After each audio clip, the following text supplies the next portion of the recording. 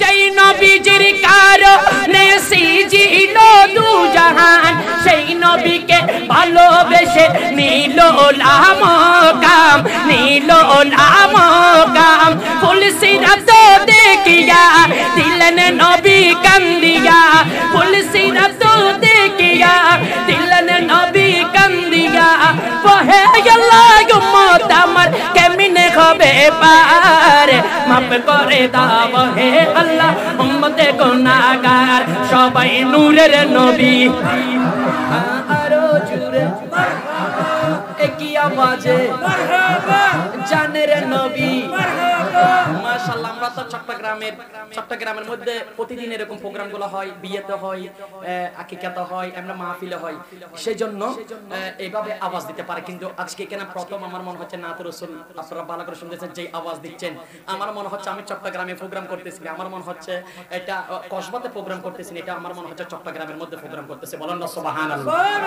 চট্টগ্রামের মানুষ তো প্রতিদিন এগুলো শুনতেই থাকে সেজন্য না এরা এগুলো পারে। কিন্তু আপনারা যে আজকে হঠাৎ মধ্যে এইভাবে যে বলতেছেন নবীর প্রেম না থাকলে এগুলো কোনোদিনই বলা সম্ভব নয়, ঠিক না বেটি? আরে জোরে বলি ঠিক কি না? একটু মহব্বত নিয়ে বলতে হবে বাজান নূরের নবী আপনার নবী আরে জানের নবী বাপিও নবী আবা জানের নবী নূরের নবী আরে মারহাবা নবীজি আমার মাফ করে দাও হে আল্লাহ উম্মতে গুনাহগার মাফ করে দাও হে আল্লাহ উম্মতে গুনাহগার সবাই নূরের নবী আরো জোরে সবাই মিলে আর জোরে জোরে সবাই বলো আমার হুজুরে আমরা কি এখন আমার রাসূলকে দেখেছি?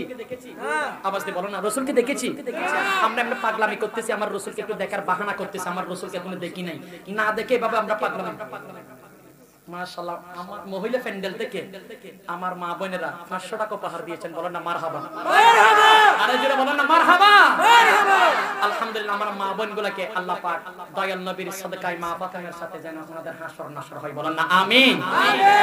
আমরা তো আমার রাসূলকে কোনো দেখে না এভাবে পাগলামি করতেছি টাকা দিয়ে পয়সা দিয়ে, আর না জানি আমার রাসূলকে যদি আমরা দেখি আমাদের কলিজা সব বের করে দিব, ঠিক না বেটি?